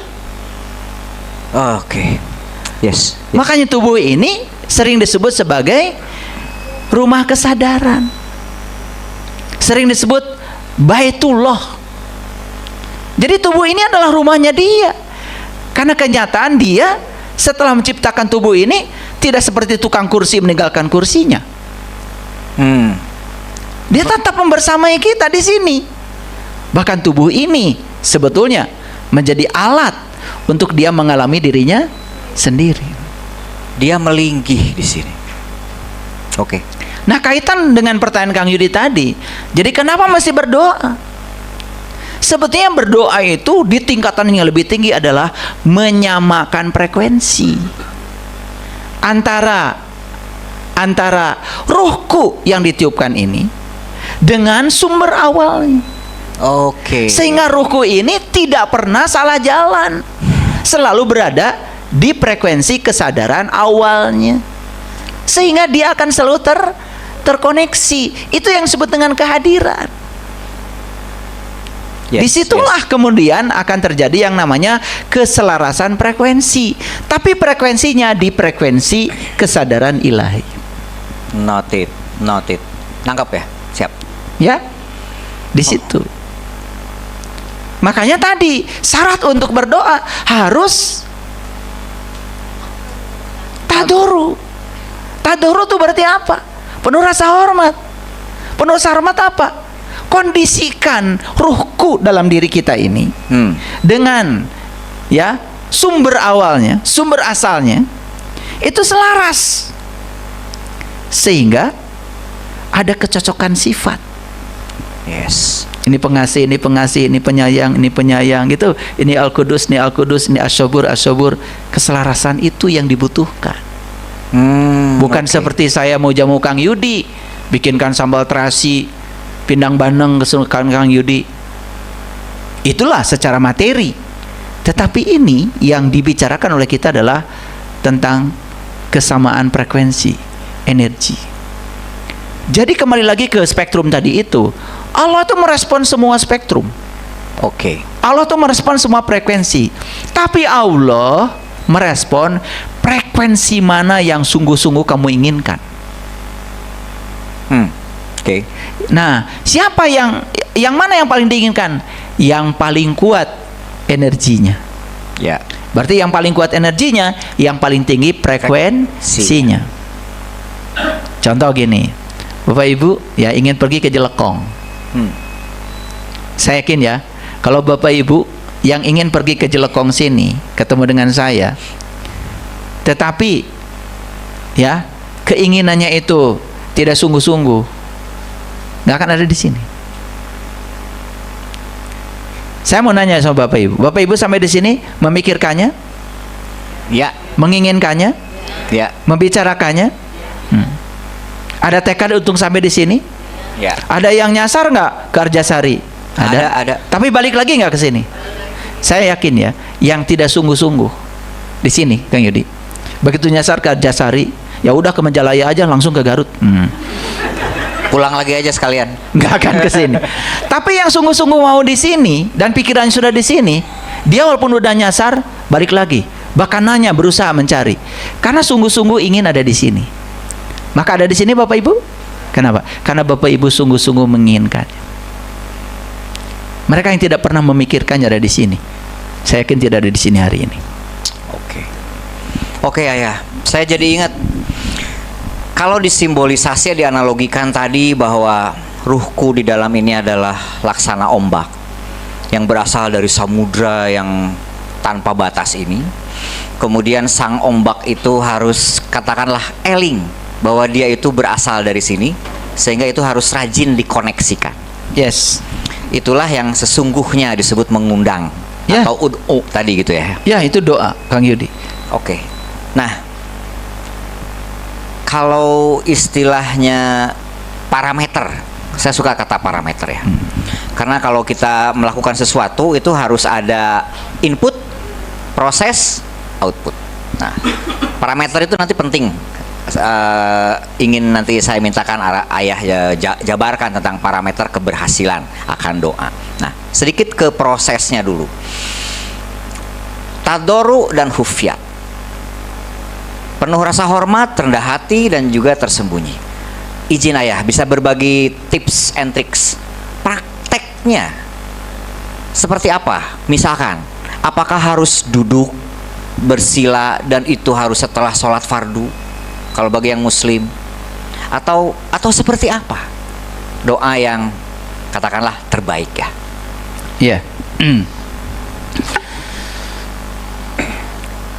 Sekarang ini ada yang namanya kuantum tauhid. Kuantum ikhlas sudah ada. Ya. Sekarang kuantum tauhid. Jadi kuantum tauhid itu menjembatani antara sains dengan keyakinan. Jadi konsep kuantum itu, so berbicara energi, frekuensi, vibrasi, itu ranah sains. Nah, di sini ada ranah lain nih, ranah tauhid, ranah keyakinan. Lalu bagaimana supaya mengawinkan ranah kuantum, ranah sains dengan ranah keyakinan ini, lalu orang berpikir kayaknya bagus deh konsep kuantum tauhid. Karena ya, ketika seseorang sedang berada dalam kondisi yang sangat rileks, tenang, ya kan, energetik, akibat dari mungkin habis ritual, habis sholat, habis meditasi, habis berdoa, kan tadi, ya. Jadi barangkali yang neuroscientist yang tadi meneliti itu mungkin belum berbicara surat Al-A'raf ayat 55 ya. Tetapi mereka sudah mulai meneliti, pokoknya mereka nggak peduli doanya seperti apa, zikirnya seperti apa, nggak peduli. Tapi mereka di tingkat itu saja efeknya sudah ada. Jadi artinya kalau kita rutin ya menjalankan ritual ya toh yang dia jalankan, apalagi dengan penuh kesadaran, karena kesadaran pasti meng-up energi kita. Meng-up energi kita, sehingga kuantum dengan tauhid ini menemukan titik temunya dan selaras ya. Selaras ya, sangat selaras ya. Jadi makanya kalau saya secara pribadi, saya punya waktu-waktu khusus ya buat saya untuk meniti ke dalam diri. Jadi saya pokoknya kalau jam 1 sampai jam 4 malam itu pasti saya terjaga. Dan di situ saya merasakan ada sebuah getaran yang sangat hebat. Makanya saya ya kalau memancarkan frekuensi, vibrasi, imajinasi ya, itu waktu-waktunya menggunakan waktu-waktu yang saya bisa berada dalam kondisi di mana getaran saya sangat tinggi. Nah, waktu-waktu itu yang sering saya gunakan untuk itu, Kang Yudi. Dan bioritmik tiap orang beda-beda ya? Ya, kita harus menemukan bioritmiknya. Nah, sekarang saya mau jelaskan sedikit aja yang tadi, Bapak Ibu, yang gelombang dengan ombak itu. Perhatikan ya. Ini ya, rumus E sama dengan HF itu bisa dimanipulasi menjadi besaran fisika lain, di mana F itu tidak lain adalah kecepatan cahaya dibagi dengan panjang gelombang. Nah, gelombang itu kayak gini Bapak Ibu, gelombang itu kayak gini. Jadi panjang gelombang itu gini. Nah, gelombang kan gitu. Satu gelombang itu adalah ini ya, kalau anak-anak di sekolah pasti belajar ya, satu bukit, satu lembah itu satu gelombang. Maka ini disebut satu lamdan atau amplitudo orang nyebut ya. Nah, ini bukitnya disebut amplitudo. Ini amplitudo. Simpangan tertinggi namanya amplitudo. Ada kaitan dengan amplitudo. Nah, sekarang Bapak Ibu perhatikan. Kalau panjang gelombangnya besar, energinya kecil, Kang Yudi. Coba, sesuatu dibagi yang besar, hasilnya pasti kecil. Ya kan? Ya, roti dibagi 10 orang dengan lebih 20 orang, pasti dong. Yang dibagi 20 kan lebih kecil. Masa nggak punya pengalaman? Kan kalian kalau urusan bagi-bagi biasanya dibagi 2 orang aja lah, nggak usah 10 orang. Kan yang 8 nggak tahu. Sering begitu kalian, suka sosok nggak merespon aja dari tadi. Kalau pembaginya besar, hasil baginya selalu kecil. Yes? Yes. Jadi kalau panjang gelombangnya besar, berarti energinya kecil. Makanya ya, ketika ombak begini, tidak ada yang main selancar di situ kan? Tapi kalau ombaknya begini, menjadi asik. Panjang gelombangnya kecil. Nah, ketika panjang gelombangnya kecil, berarti energinya besar. Sesuatu yang dibagi kecil pasti hasilnya besar. Nah, jadi sebetulnya ya, kalau di bukunya David Hawkins itu sampai digambarkan ya, getarannya itu sehebat apa. Nah, sinar laser ya, itu panjang gelombangnya kecil. Kalau panjang gelombangnya kecil berarti frekuensinya besar. Makanya dia bisa menembus, bisa memotong. Sekarang operasi saja itu pakai laser. Saya baru operasi mata, Kang Yudi. Operasi mata ini lemaknya dibuang. Ini dibongkar dari sini, dibuka gitu.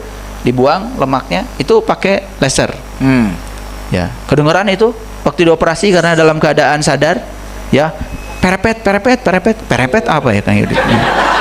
Parepet itu bahasa Inggris ya. Ya gitu. Pokoknya ada bau-bau kayak bau angus gitu loh, bau gosong. Itu laser itu kan cahaya. Tapi karena frekuensinya besar, energinya besar, panjang gelombangnya kecil, akhirnya dia bisa nembus sinar X, bisa menembus dinding, bisa menembus daging. Bahkan patah tulang bisa kelihatan. Kenapa? Itu frekuensinya besar. Frekuensinya besar, panjang gelombangnya kecil, maka dia bisa menembus. Nah, jadi sebetulnya kalau ingin menembus, besarkan frekuensi. Oke. Perbanyak. Berarti intensitas tadi ya. Yes, besarkan frekuensi. Jadi di samping tadi yang pertanyaan Kang Yudi itu, ya kalau saya punya waktu khusus, saya kalau jam 1 ya saya udah bangun. Sampai jam 4 saya tidak tidur. Jadi jam 4 batasan posisi gerak tubuh, tempat itu monggo di mana saja, asal yang terbaik, sopan gitu aja. Ya. Dan perlu repetisi. Perlu repetisi. Oke. Nah, repetisi berarti pengulangan. Pengulangan berarti memperbesar frekuensi, dan itu betul-betul yang kita ingin. Saya belajar Quran itu rata-rata ya 2 jam lah sehari, rata-rata belajar Quran itu. Satu ayat gitu bisa saya petakan itu, ini larinya kemana itu. Jadi kebaca tuh konkordansinya, ayat ini hubungan dengan apa, jadi saya petakan. Itu baru di level 1, namanya C1, di level menghafal dulu. Setelah itu masuk di level kedua, memahami. Masuk level ketiga, menerapkan. Saya tidak berani bicara ayat seperti ayat yang tadi kalau saya belum menerapkannya, saya belum mencobanya. Benar nggak nih semua doa itu dikabul? Saya eksperimen. Nah, setelah menerapkan kemudian saya analisis, udah benar nggak penerapannya? Setelah dianalisis saya evaluasi, ada refleksi. Setelah dievaluasi baru saya sintesa jadi satu pengetahuan yang utuh, siap saji. Kalau sudah siap saji, saya persembahkan pada publik. Jadi proses saya bicara di sini nih untuk satu topik ini, melalui 6 tahap. Tahap menghafal, tahap memahami, tahap menerapkan, tahap menganalisa, tahap mengevaluasi, sampai saya mensintesa jadi satu pengetahuan yang siap saji. Bayangkan Bapak Ibu tuh betapa beruntungnya. Sudah dapat rangkuman dan intisari kami ini. Dapat kan tinggal menerapkan pengetahuan yang sudah jadi, yang siap untuk diterapkan. Ya. Coba bayangkan ya, pengetahuan yang masih dihafal-hafal gitu, ya. Ya surat Al-Ikhlas hafal, Al-Falaq hafal, Anas hafal. Paling kalau ada kesurupan, ya mulai ingat kan? Ya tuh. Bari jeung teu init-init ada hantuna ge hafalkeun surat Al-Ikhlas. Jigana bekas guru dulunya. Gitu Kang Yudi. Oke. Nah, jadi tentang pertanyaan Kang Yudi tadi, ya silahkan Bapak Ibu membangun frekuensinya seperti apa. Tapi betul-betul yang kita dambakan, yang kita betul-betul dambakan dalam hidup dan tidak berlawanan dengan hukum cinta. Betul-betul yang konstruktif, betul-betul yang memayu hayuning bawono. Ya, karena apa? Ketika kita mendambakan sesuatu, misalnya yang di bawah frekuensi, apalagi mencelakakan orang, itu melanggar hukum cinta itu. Oke. Itu tidak akan mewujud itu. Ya. Tapi kalau yang betul-betul konstruktif, ya, Bapak Ibu betul-betul mendambakannya dan itu bermanfaat bagi orang banyak, silakan. Jadi manusia ini sudah dikasih pilihan, ada free will yang luar biasa, dan yang diberi kebebasan untuk memilih dan menentukan pilihan hanya manusia. Pohon Kamboja nggak bisa milih, Kang Yudi, nggak bisa jadi RT. Ya. Ya gitu aja. Paling dipindah-pindah tempat. Ya, dimutasi itu. Ya. Biasanya di kuburan, sekarang saya pindahkan ke sini, Kang Yudi. Tetapi kan tetap aja pohon Kamboja. Ya. Tidak bisa memilih peran lebih dari itu. Tapi manusia diberi kebebasan yang luar biasa. Oke. keren ayah, cukup memahami nih. Sekarang berarti kalau saya sedikit rangkum, tidak ada pakem khususan untuk tempat ataupun waktu. Silahkan yang paling nyaman, yang penting sopan, bersih, indah secara tempat. Dan yang paling penting adalah frekuensinya sendiri adalah diperkuat, diperbanyak agar energinya itu membesar, gitu kan. Oke. Kemudian ini sebelum saya ke para sahabat, saya dahulukan yang di TikTok nih ya. Ayah zaman sekarang terkait pencerahan spiritual sudah banyak atau mengarah ramenya ke arah keberlimpahan. Kalau sudah babnya keberlimpahan, babnya materi, itu rame. Ayah, bisakah menyambungkan tentang bab doa ini, frekuensi ini? Kasih contoh ke kami biar kami lebih mudah. Pakai contoh uang katanya ya. Ya. Karena para sahabat mungkin masih suka tuh ya kalau bab uang ya. Iya. Saya juga sama masih suka sih ya. Ya. Saya kasih pelatihan menciptakan surga dalam pernikahan. Itu pesertanya 40 orang. 40 orang. Oke. Itu dalam masa pendaftaran hampir 3 bulan. Oke. Saya bikin pelatihan dirindukan uang. Itu dalam 1 minggu pesertanya 100 orang. Jadi kalau berarti ini sahabat ini menganalisis juga ya, betul juga berarti ya, konsep. Makanya saya kasih contoh yang ini soal frekuensi tadi, soal getarannya. Perhatikan. Ternyata semua neuroscientist membuat satu kesimpulan yang sudah berabad-abad, Kang Yudi. Kemiskinan itu berasal dari perasaan miskin. Oke. Dan perasaan itu menyangkut getaran, menyangkut frekuensi, vibrasi, menyangkut energi. Ya. Makanya ya, ketika seseorang sedang mengalami kejatuhan ekonomi, lalu perasaannya benar-benar jatuh mengikuti kejatuhan ekonominya, maka akhirnya kebangkrutan. Oke. Tetapi ketika kita mengalami kejatuhan ekonomi dan perasaan kita dijaga di perasaan yang kita dambakan, ternyata kejatuhan itu mengalami kebangkitan yang cepat. Oh, jadi tidak mengalami kebangkrutan, kejatuhan, tetapi langsung naik itunya, grafiknya. Jadi titik balik, Mak. Ada titik balik. Oke. Dengan menjaga supaya perasaan tidak larut pada situasi. Jadi perasaan itu pilihan, ada di dalam. Contoh sederhana gini, kita sakit, misalnya, rasa sakit itu alami, Kang Yudi. Tetapi penderitaan karena sakit itu kan pilihan. Kita mau menderita karena rasa sakit itu, tidak menderita rasa sakit itu kan pilihan. Ngerti maksud saya? Ya. Rasa sakitnya alami, tidak bisa ditolak. Tetapi ya, respon kita terhadap rasa sakit itu, ya, kita bisa tetap merasa kuat sehingga kita tetap bertahan, atau mau larut dalam rasa itu sehingga kita jadi semakin lemah. Atau apalagi diberitakan ke WA grup, saya sakit, tolong tengok. Gitu ya.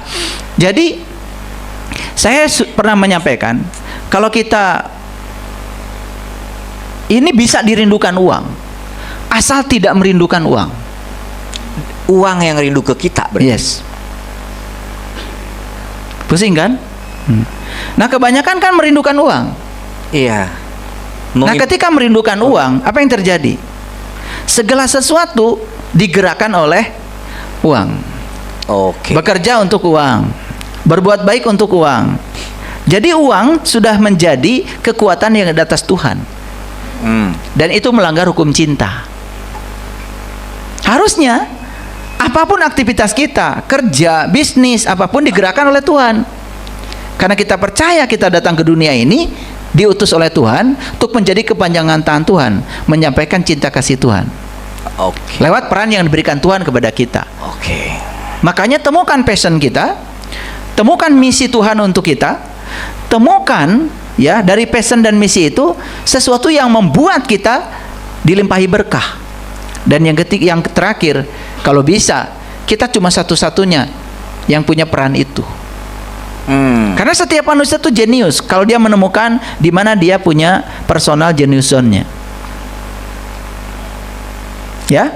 Nah, jadi ya, kalau kita terus-menerus mengejar uang, apa yang akan terjadi? Sedangkan uang itu kan sebetulnya bayangan.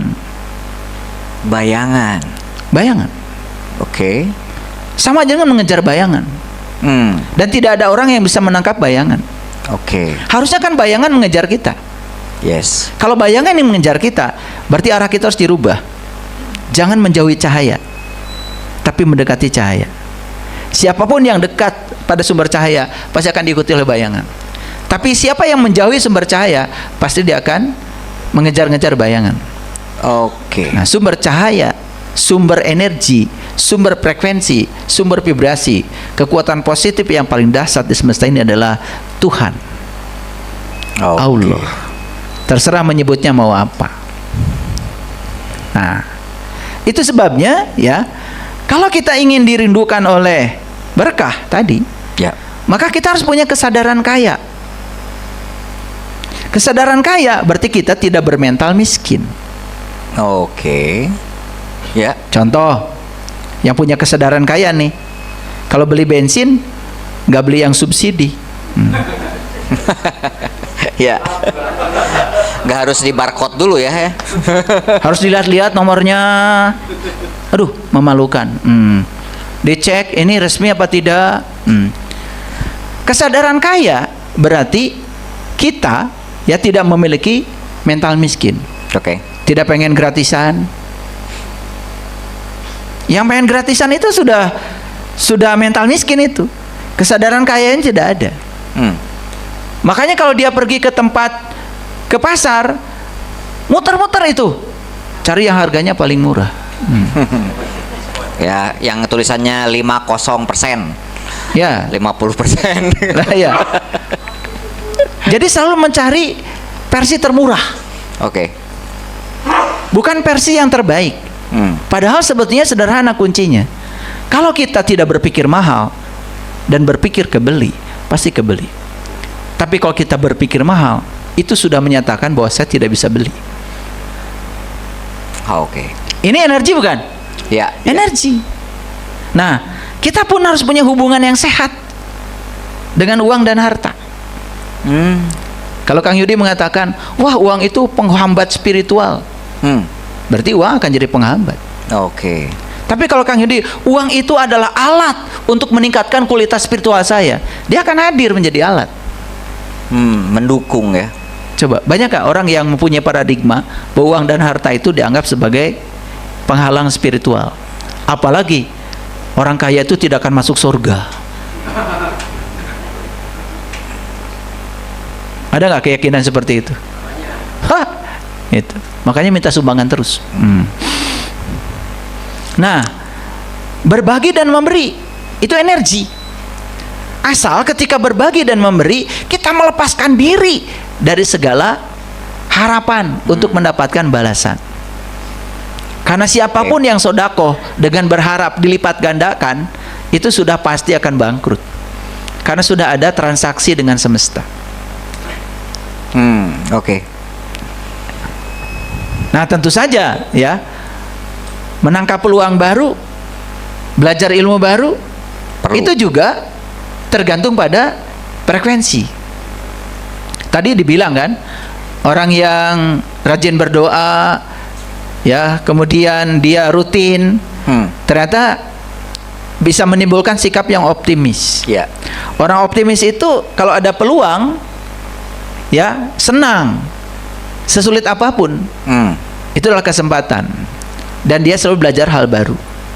Nah, ini yang berbahaya ya, kita ini ingin berubah tetapi software yang dipakai masih software lama. Yang sudah tertanam ya di alam bawah sadar. Dan perubahan tidak akan terjadi karena perubahan itu harus di kesadaran baru. Kesadaran baru berarti softwarenya harus diganti. Datang ke Jelekong, saya ganti softwarenya.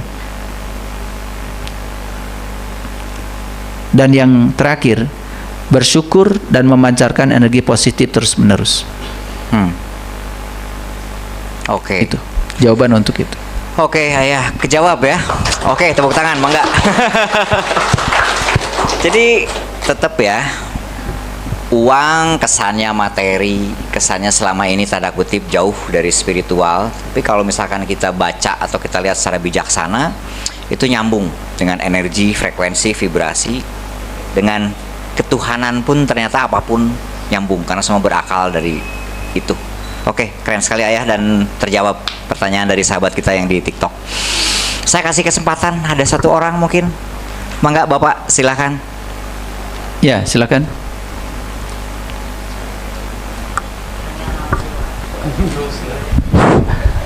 Assalamualaikum warahmatullahi wabarakatuh. Waalaikumsalam. Terima kasih atas kesempatan waktunya.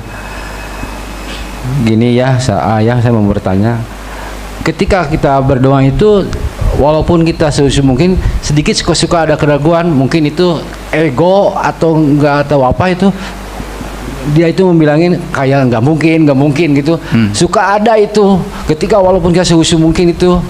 Nah, untuk menghilangkan rasa begitu, gimana caranya gitu? Makasih. Iya, betul sekali. Ya. Nah, itu yang disebut dengan resistansi doa.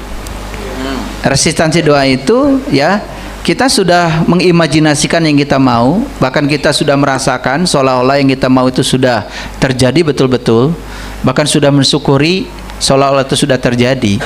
Tetapi kemudian ada yang menyelinap dalam diri kita, rasa tidak pantas, rasa tidak layak, kemudian rasa tidak mungkin. Kalau getaran itu cukup kuat, ya cukup kuat, energinya besar, itu yang akan direspon oleh semesta. Nah, sekarang pertanyaannya, bagaimana meniadakan itu? Di Quran itu ada Quran surat Maryam ayat pertama. Ada ayat yang berbunyi begini.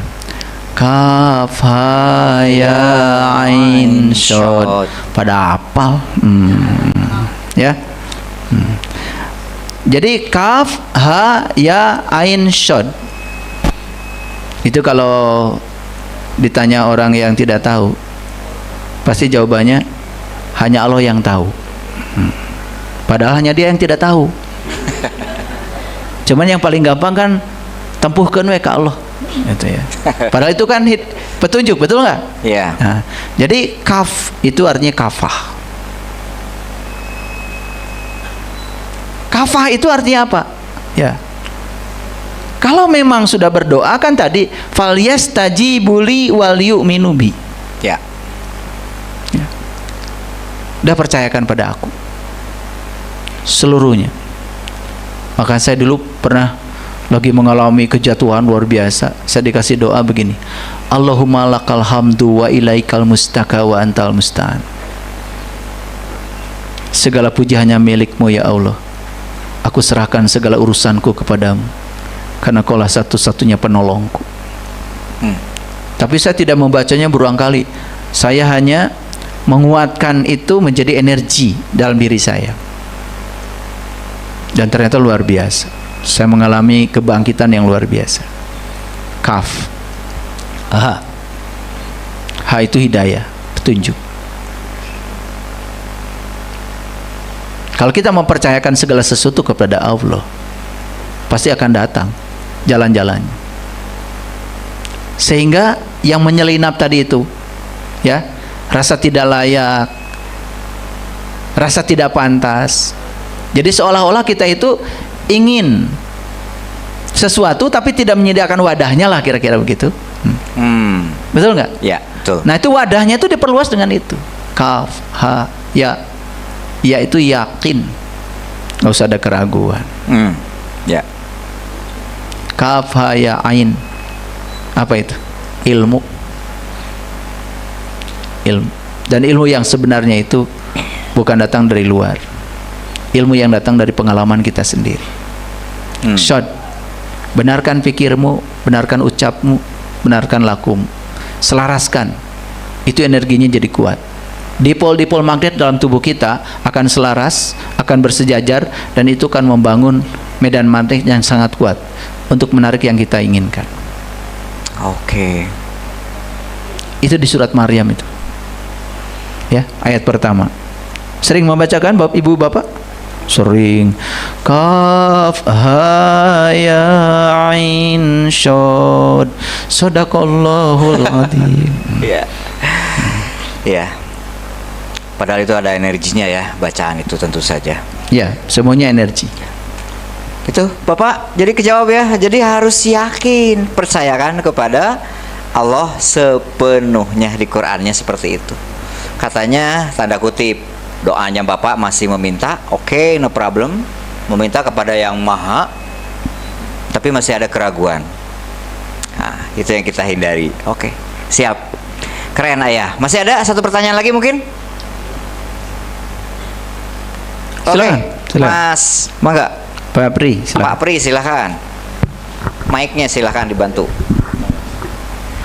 Izin Ayah Guru, Kang Yudi. Mangga, mangga. Semalam saya mengikuti Zoom ya. Jadi saya tergelitik dengan penjelasan Ayah, bahkan sambil tertawa ya. Saya juga ikut tertawa. Jadi di situ mengesankan seolah Allah itu sepertinya butuh hiburan, ingin menghibur diri gitu ya. Makanya untuk tahu kemahaannya yang 99 itu, jadi ingin mengimplementasikan ke dalam melalui ciptaannya. Jadi kalau maha pengasih, penyayang, jadi diimplementasikan kepada ciptaannya yang itu mengalami sesuatu yang sedih segala macam gitu, sehingga di situ merasakan kemahaannya begitulah. Ya. Nah, di sini nyambung ke bahwa kita adalah setetes samudra dalam hal ini, kalau kiasannya dengan samudra itu. Artinya sifatnya mensifati samudra. Dalam hal ini kita mensifati Allah ya. Tapi kenapa pertanyaannya adalah ketika manusia itu merasakan kesedihan, emosi, marah, padahal yang saya pahami ada ayat yang memang bahwa manusia memang dibekali kecenderungan, berbagai macam kecenderungan, senang terhadap ini, itulah segala macam, sampai akhirnya mungkin itu jadi salah satu pemicu yang menjadi orang itu sedih, marah, senang dan lain sebagainya. Kemudian di situ muncul doa gitu. Nah, doa sendiri tadi dijelaskan bahwa ucapan bukan sekedar ucapan tapi getaran gitu kan, getaran. Yeah. Sehingga dalam hal ini kita menyambungkannya, ini sebenarnya semuanya permainan Allah gitu kan. Dunia ini permainan, ada istilah seperti itu. Jadi kadang-kadang kita di sini saya mungkin pusingnya ya dalam tanda petik, mengalami sedikit kepusingan di sini. Sebenarnya kita sekarang ini harus berperan bagaimana untuk menyikapi semua yang tadi saya pahami itu. Mohon penjelasan Ayah. Terima kasih. Oke. Ya, terima kasih Pak Pri. Mangga Ayah. Ombak itu harus sadar kalau dia bagian dari laut. Harus sadar bahwa dirinya dengan laut itu sama. Maka ombak harus berada di kesadaran laut. Ketika ombak ini merasa terpisah dari laut, itulah yang kemudian membuat ombak jadi bingung sendiri. Tapi kalau dia selalu sadar, selalu hening, makanya hening itu apa sih? Hening itu ketika ombak dan laut tidak dua, tapi ombak dan laut adalah satu adanya, yaitu air. Hening. Semua kebingungan hanya bisa dibebaskan dalam keheningan itu. Dan ketika ombak dan laut dua, itulah yang disebut dengan syirik. Karena ombak dan laut sebetulnya sama-sama air, tidak dua tapi tunggal. Di ombak air, di laut air. Kesadaran itu yang harus selalu dipelihara. Bagaimana supaya kesadaran itu terjaga? Maka ombak harus selalu mengakses laut, supaya ombak sadar kalau dia berasal dari laut. Rasa keterpisahan ombak dari laut itulah yang membuat ombak jadi bingung. Kalau dia selalu membuat koneksi dengan samudranya, dengan asalnya, selalu pulang ke tempat asalnya, selalu di kesadaran asalnya, dia tidak akan mengalami kebingungan. Itulah pentingnya kita belajar meniti ke dalam diri. Makanya dalam Al-Quran Allah mengatakan, aku bentangkan kebesaranku di segala ufuk, dan yang paling penting aku bentangkan kebesaranku pada dirimu sendiri. Siapa yang bisa menyaksikan aku di dalam dirinya, berarti dia sedang mengakses aku sebagai sumber asal dari segalanya. Dan kesadaran itu yang harus selalu kita jaga. Itulah pentingnya kita punya guru, punya komunitas, punya ajaran yang selalu bisa membuat kita tersadar dalam dimensi itu, sehingga tidak ada ombak, tidak ada laut, yang ada adalah air. Tidak ada Tuhan, tidak ada manusia, yang ada adalah kesadaran ilahi. Biarkan saja kesadaran mengalami pengalamannya sendiri untuk mengenal dirinya sendiri. Itu. Wow. Tepuk tangan dong. Wow, pertanyaannya Pak Pri ini luar biasa. Ya, jadi sedikit saya cuplik. Sang ombak berasal dari samudra dan menjadi bagian dari samudra.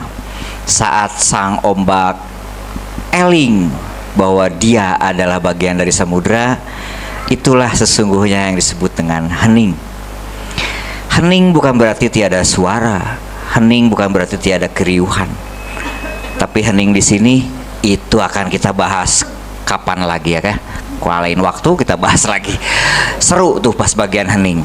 Saat eling berarti itu dekat dan identik dengan hening.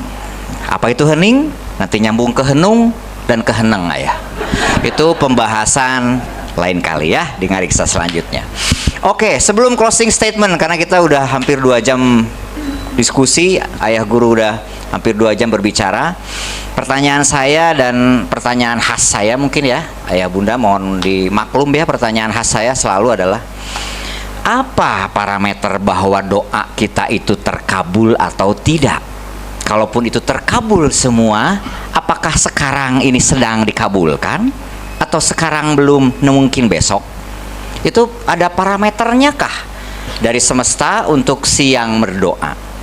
Karena saya juga ingat ada kata-kata bijak ayah, mungkin dari Rumi atau dari mana, bahwa jika kau berdoa atau meminta kesabaran, yang didatangkan adalah peristiwa yang membuat kamu akan jadi marah.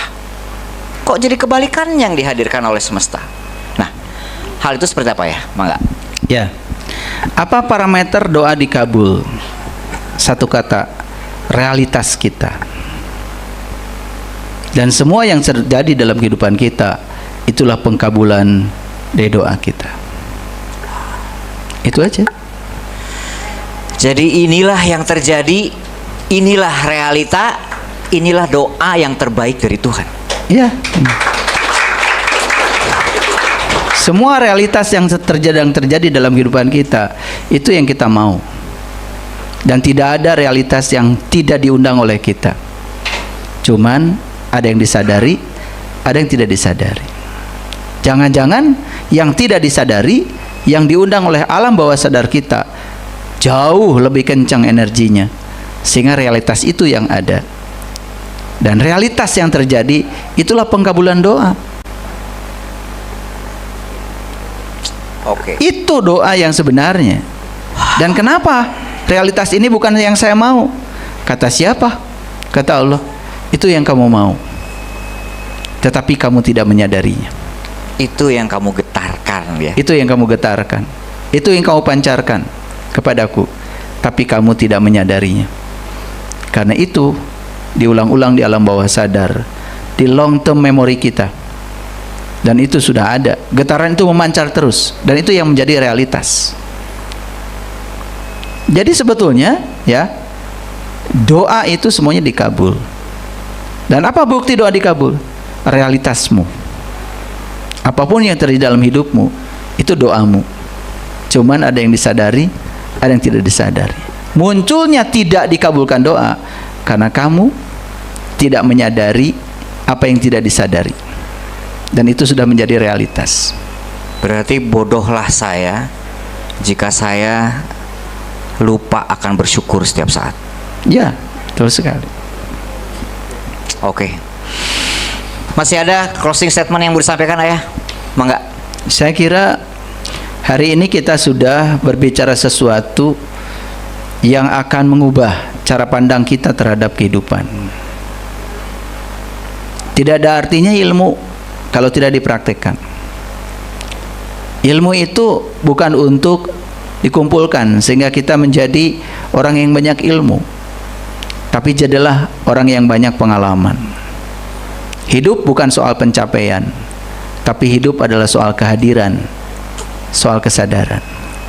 Setiap proses, setiap pengalaman yang kita lewati pasti membawa pesan yang hebat untuk kita sadari. Karena pada akhirnya tidak ada yang perlu dicapai dalam hidup. Kata orang Sunda, hirup mah eueuh nanaon. Teu nanaon. Moal nanaon. Itu hidup yang sebenarnya. Terima kasih.